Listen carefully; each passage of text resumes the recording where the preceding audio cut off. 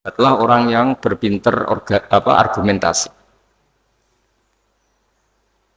Jadi kan data itu ya bisa dipalsukan, argumentasi bisa dikondisikan, apa saja bisa. Jadi nabi saja ketika bikin keputusan tentang sengketa-sengketa sosial, nabi kalau ngendikan fala Allah ba'dakum alhan itu lebih fasih berargumentasi, sehingga saya putuskan sesuai data yang diberikan ke saya. Tapi ketika data itu palsu atau enggak benar, sebetulnya saya hanya ngasih dia neraka.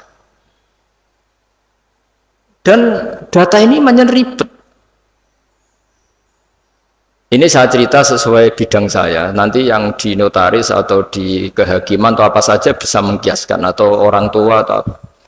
Data itu membingungkan. Makanya dulu di antara cerita yang disebut Quran antara Nabi Dawud sama Nabi Sulaiman. Nabi Dawud itu orang soleh. Mulai dhisik nek wong soleh kon mikir teman-teman itu rapati iso. Merkarane iku pikirane donya wis pilih buan ngono. Dadi wong soleh nek dadi pemimpin rada ribet. Nanti kira-kira bupati mbek kula ya soleh kula nek mimpin itu ribet. Wong soleh itu mergo cara wong soleh itu donya iku sepele buan PPN barang nopo donya wae.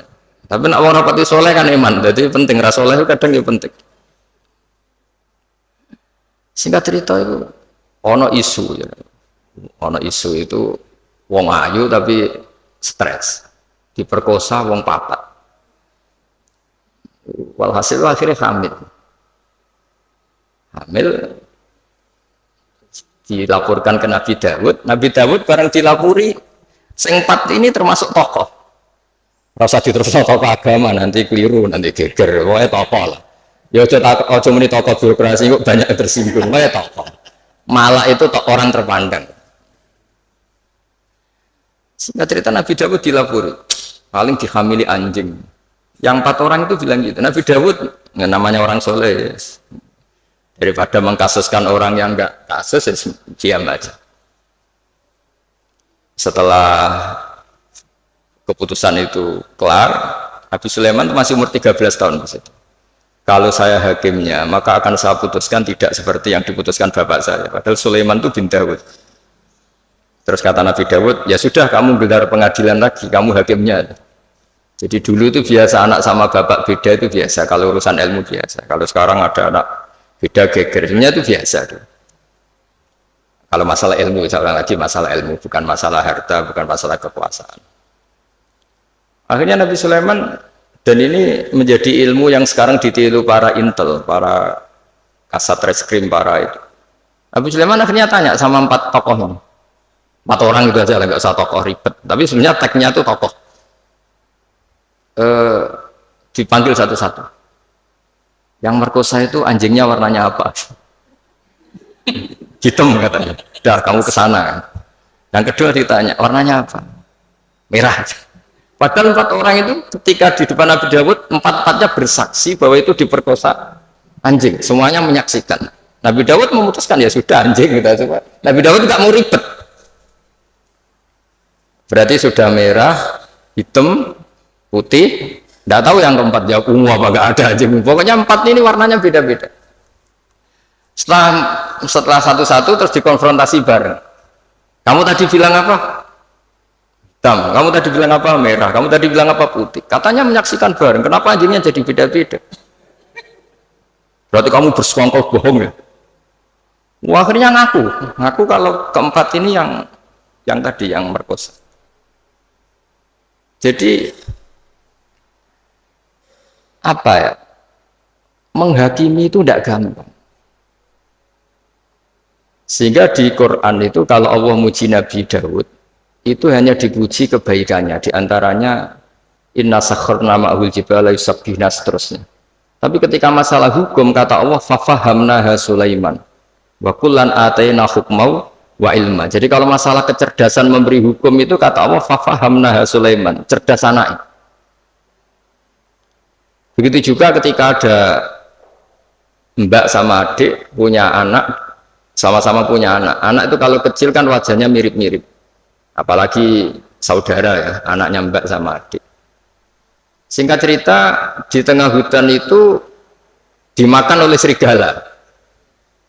Ya kalau sama-sama cantik, anaknya kan mirip-mirip karena bersaudara.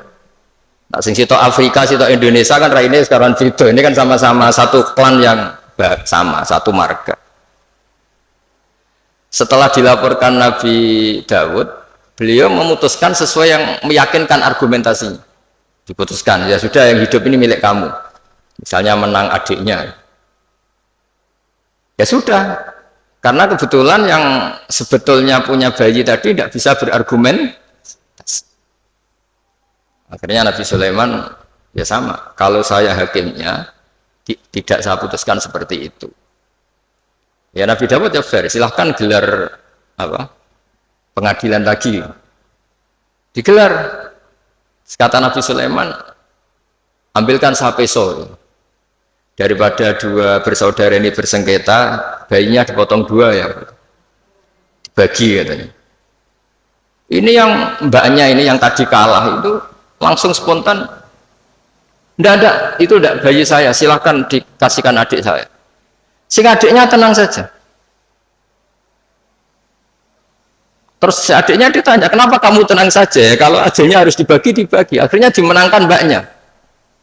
Pikirannya Nabi Sulaiman, membiarkan bayi dipotong dua itu tidak naluri seorang ibu. Mesti jadi kira bener. Sing mbaknya karena ingin bayi ini nggak dipotong sampai rela dikasihkan orang lain. Sementing bayi saya hidup. Ini naluri seorang ibu. Nah, ini kepintaran Sulaiman. Jadi dia memanfaatkan psikologi untuk memutuskan siapa yang. Sebetulnya di notaris, di kehakiman bisa pakai teori itu. Ono wong kok oleh ngajak no permohonan bulat terus. Jadi itu alamat terus. Karena kata Nabi itu semua riwayat mengatakan al-haqqu sahlun, kebenaran itu nyaman. Bawaannya kebenaran itu nyaman. Ditanyakan tetangga-tetangga yaitu miliknya, ditanyakan kerabatnya yaitu miliknya. Tapi kalau barang nggak benar itu mesti mubang. Kan harus ngambil data-data yang nggak valid divalidkan yang atas. Sebenarnya kalau barang hak itu pasti gampang. Tapi masalahnya selalu ada orang yang pintar berargumen. Nah, makanya terus ada aturan tadi al-bayyinatu alal mudda'i. Jadi mudda'i itu orang yang mengklaim itu harus lebih punya apa? Bukti. Tapi lagi-lagi ini masalah-masalah yang kita di zaman akhir. Itu kemudian ada profesi yang kadang-kadang nyuwun sewu. Keahlian itu lebih dipercaya ketimbang kesolehan. Saya itu kalau boleh komplain itu ya komplain, tapi SKBU takdir. Misalnya ini contoh ya yang terkait kita nekuni agama. Kita ini tentu suka bela orang soleh itu suka. Kalau saya nuruti ghirah diniyah itu bela orang soleh itu suka. Tapi kita juga harus tunduk sama sifatnya Allah Ta'ala itu wa yaghfiru liman yasha. Juga kita harus tunduk bahwa Allah bisa saja mentobati siapa saja, kapan saja. Jika Nabi itu kalau disuruh masuk mau munafik itu ya nggak mau. Bisa saja Allah itu aradawahu bi khair entah kapan. Kayak apa bencinya Nabi sama Wahsy? Karena membunuh orang paling dicintai Nabi itu Qatilu Hamzah. Tapi malah Wahsy dikasih apa? Tobat sama Allah. Makanya kata Imam Ghazali, berapa orang sing sabbal anbiya akhirnya yatubu alaihim. Itu yang akhirnya iman sama Nabi itu dulu orang-orang yang pernah ingin bunuh Nabi. Iya, Abu Sufyan itu yang mimpin perang Uhud Abu Sufyan, mimpin perang Badar Abu Sufyan. Tapi akhirnya tobat jadi mertuanya Nabi. Sehingga kita ini atas nama agama juga ininya bela orang soleh mati-mati. Tapi atas nama agama juga memberi harapan kepada orang yang sedang fasik karena banyak cerita mereka itu tobat. Sehingga kalau kita atas nama ilmu ya sudah mengikuti cara Allah ngendikan. Misalnya liyajzawu shadiqina bisidqihim wa yu'adzibal munafiqina ya insa'a aw yatuba. Sudah kita harus ngomong dua kali. Allah menyiksa orang munafik itu ya insa'a kalau Allah ingin. Aw yatuba atau Allah memberi tobat. Jangan karena kita marah seakan-akan orang itu pasti kena siksa. Tidak mesti juga, bisa saja Allah ngasih ampunan. Makanya ada dua hadis terkenal dalam hal ini. Yang satu Nabi pernah ngendikan al-qatil wal maqtul finnar. Yang bunuh maupun yang dibunuh sama-sama di neraka. Sahabat komplain, hadza al-qatil fama balul maqtul. Oke, kalau pembunuh di neraka masuk akal ya Rasulullah. Kalau yang dibunuh kenapa harus di neraka? Jawaban Nabi itu unik. Yang dibunuh itu sebetulnya masalah nasib saja, mentalnya tetap pembunuh. Sehingga dia harus tetap ketika orang duel sama-sama pakai pedang, semua mentalnya apa? Pembunuh. Mentalnya sama-sama, cuma inisial mati, tapi mentalnya tetap pembunuh. Sehingga dengan dihitung niatnya ini, ya sama-sama harus di neraka. Al-qatil wal maqtul. Tapi Nabi pernah ngertikan juga, suatu saat saking rahmatnya Allah, al-qatil wal maqtul sama-sama happy di surga, sama-sama senang di surga. Hadza yaqtulu hadza fayatubu hadza, ya akhirnya ketemu di surga. Ya tadi Sayyid Hamzah karena dibunuh Wahsy, beliau syahid langsung surga. Wahsy karena tobat dan mengkafaroi membunuh Musailamah al-Kadzdzab juga di surga. Semuanya mungkin karena Allah yaf'alu ma yasha. Dan Allah yaghfiru liman yasha wa yu'adzibu man yasha. Nah di sini kenapa banyak kiai-kiai alim itu tidak tegas. Kata orang yang nggak pinter, kiai NU ora tegas. Sajane kok perkara tegas ora tegas. Yo pancen ngaji, ya, untuk ngaji wis ngene iki. Jadi bukan urusan tegas tidak tegas, pancen untuk ngaji kabeh ora mesti. Sehingga sing soleh pun berdoa mati-matian supaya husnul khotimah. Kita mungkin saudaranya itu 5. Ternyata mungkin di antara mereka ada yang cara mendapatkannya itu coro Jawa menang-menangan. Ya kan kita tidak pernah tahu.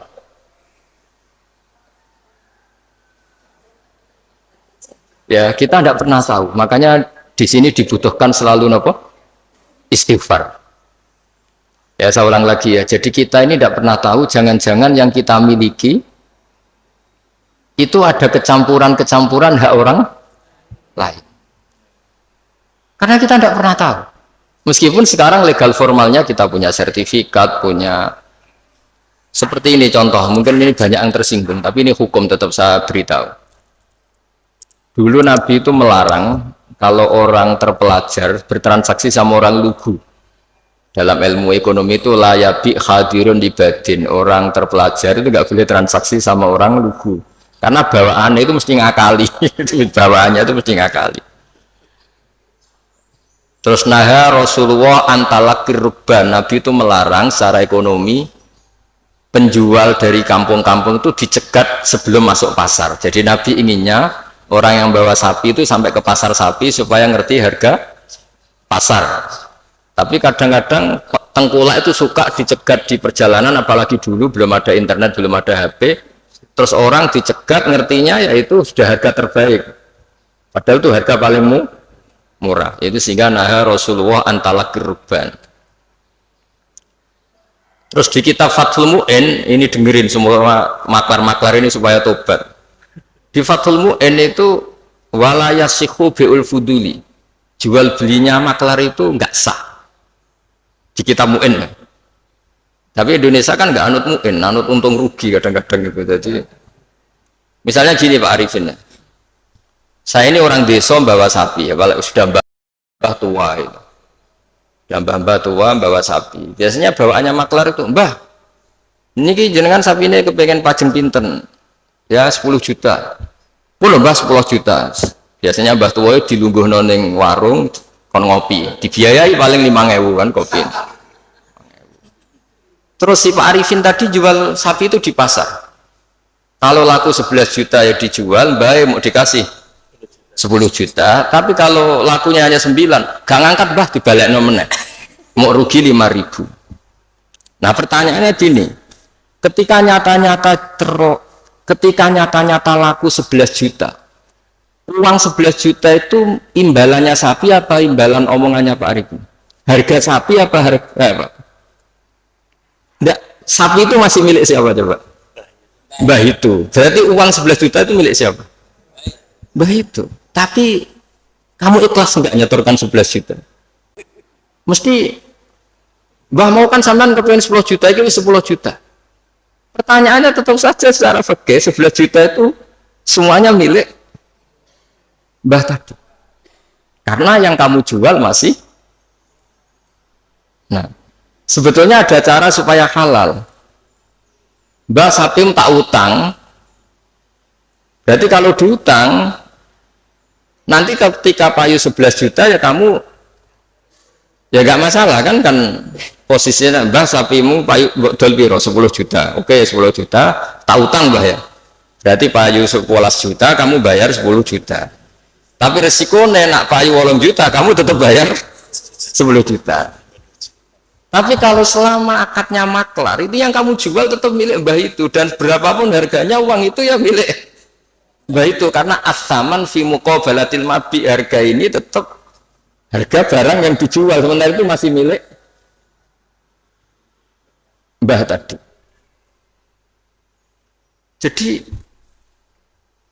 nah saya tidak tahu apa mazhab lain membolehkan itu enggak, tapi tetap normalnya itu ribet. Jadi makanya Nabi itu dulu tuh nggak suka kalau ada orang lugu-lugu dagangan ke pinter, nggak suka. Sampai Nabi ngertikan layak di hadirun di batin, hadirun orang kota, batin itu wong bedui, saking inginnya itu. Nah, artinya mungkin di notaris, di kejahakiman, di kejaksaan itu aja sampai lawang terpelajar berperkara ambek wong lugu, bawaan iki bodoni, iki dibodoni kan. Apa juga kita harus pakai hukum seperti itu? Potongannya lugu wong pinter, sik mbah ora babak, sik golek sing babak. Jadi ini kebenaran saya itu memang ingin mengungkapkan ya. Jadi cobalah perbaiki perilaku kita, jangan sampai ada pembodohan dalam perdagangan maupun dalam pendidikan. Dulu ketika kita komplain sama sistem pendidikan nasional, kenapa sering ada regulasi juga gitu. Masa yang di NTT sama daerah-daerah terbelakang standar nasionalnya disamakan yang di Jakarta, kan nggak boleh. Sama sebenarnya di perdagangan juga gitu. Masa orang pinter boleh pula barang di daerah-daerah yang terpencil, mesti bawaannya juga ngakalin gitu. Jadi cuma ya gimana ya kita seperti itu mau, cuma ini cerita ngaji, kamu ngelakoni ke monggo boten ke istighfar, soalnya ini kan cuma saya harus ngomong supaya orang itu ngerti lah sebenarnya agama ini menata semua. Soal kita tidak bisa melakukan itu ya kita istighfar, tapi agama ini sudah mengatur semua supaya sistem ini supaya mengayomi. Kan kalau itu anggar ono desa ngoten. Kadang-kadang kalau itu kan kecelok kiai gede lah, kadang-kadang wong iku pengen Gus kula niku di tanah sak menten teng daerah niki dol Gus regane murah. Ayo mending sampean es pinter wae dagangan ribet pinter sik. Karena sampean butuh duit tenan nulung malah rapopo gak ribet, sanggup ae hibah kek-kekan mergo ribet. Saiki ora ngomong di dhuwit iku seneng wong desa tetep goblok. Dan tetep kena di akal. Makanya kadang-kadang nyuwun sewu dinas pariwisata barang nggak harus istighfar. Maksudnya istighfar itu gini, kadang-kadang nyuwun sewu juga yang wisata. Yang wisata nak ditakoki, kenapa kamu suka main di daerah ini? Saya seneng, masyarakatnya masih tradisional. Oh, sejak adol serabi isu-isu. Mereka ini bangsa kita yang juga ingin maju, tapi sing tukang wisata seneng nak mereka tetap desa, jadi gue tontonan, bukan gue objek gitu. Kita ini katanya mau mengentaskan dari yang nggak terpelajar menjadi terpelajar. Kadang-kadang manusia pedalaman nyun sewu tinggal tontonan, manusia pohon tinggal. Udahlah, kiai ya istighfar, saya sebagai ulama juga istighfar, semuanya istighfar. Bahkan Nabi yang sempurna, yang maksum, yang nggak pernah salah pun menganjurkan semua orang itu harus tetap istighfar. Tapi kamu misalnya benci dinas pariwisata ya keliru-kelirunya tadi. Awal mereka terakses oleh publik ya gara-gara ini. Dan barokahnya terakses ini suatu saat anak-anak pedalaman ini akhirnya terbelah. Kita tidak pernah tahu hikmahnya. Jadi pokoknya semuanya terus butuh istighfar. Nggak bisa enggak. Ya misalnya secara legal formal, Pak Imam ini PLT Bupati Rembang, mimpin Rembang. Tapi secara hukumnya Allah misalnya, jangan-jangan kamu pimpin tuh wali, orang wali mimpin wali kan kurang ajar misalnya. Jadi hukumnya semua hukum Ya ribet kan menurut hukum tuh. Tapi ya sudah kita ya ikhlas wae dipimpin panjang ini aturan tuh ini. Gitu. Banyak kalau nanti guyon Pak Ganjar, dinanteng dunia mimpin kulo sonan yang akhirat gentenan. Karena memang harus seperti itu. Karena jogeman ulama uga wali, jadi seneng dunia dipimpin, yang akhirat dipimpin menang ribet. Itu gentenan, no? Gantian. Nah ini pelajaran bagi kita. Jadi di antara keinginan Rasulullah SAW itu orang-orang yang tertinggal itu sampai masuk pasar Pak Arifin supaya ngerti harga pasar sehingga mereka terpelajar. Sama lihat di bab di Sahih Muslim atau Bukhari itu betapa Rasulullah itu di bab B itu diulang-ulang itu. Nah Rasulullah antalakir rukban layabi hadirun libadin. Tapi ini orang sudah mulai lupa, malah seneng kalau ada orang-orang lugu seneng. Kulak ning desa wae ijek murah. Nah, ini kalau apa? Artinya kan kita sebetulnya suka kalau bangsa kita ini dolan kono wae masyarakat ijek desa. Suweneng. Anak bangsa sendiri, saudara kita sendiri kene wisata dhuwur gubuk, delok petani ijek desa nu suweneng. Menawa ning atine kena diakali